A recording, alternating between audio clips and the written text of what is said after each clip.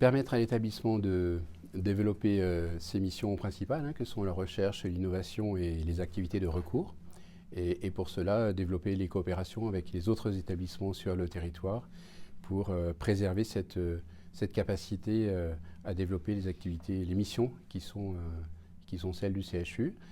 Ça, c'est le premier point. Le second tourne autour de l'idée de fluidifier le mode de fonctionnement du CHU.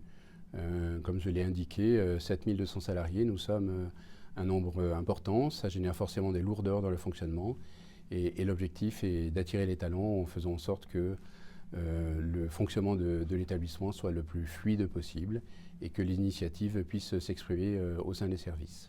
Alors ce qu'on souhaite mettre en avant, c'est la restructuration en cours de la tour Mingeot.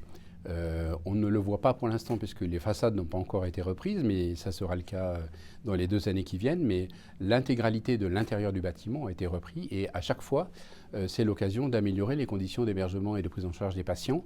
Un travail important est mené avec les équipes pour faire en sorte que cette réorganisation soit la plus rationnelle possible.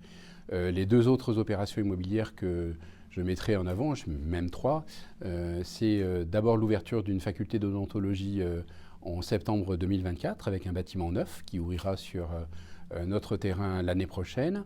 En 2026, la remontée de la psychiatrie de Saint-Jacques, donc dans un bâtiment tout neuf, en dessous de la maison de famille, un beau bâtiment.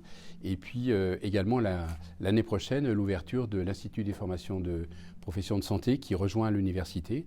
Au niveau national, il fait partie des CHU qui, à mon sens, sont les plus gouvernables, c'est-à-dire qu'il a une taille qui lui permet d'assurer des activités de recours, une activité de recherche vraiment importante, avec des résultats réels, importants également, un écosystème autour de lui qui lui permet de porter ses activités en partenariat avec l'université, le monde économique et l'établissement français du sang. Donc on a là quand même les ingrédients de quelque chose de très important.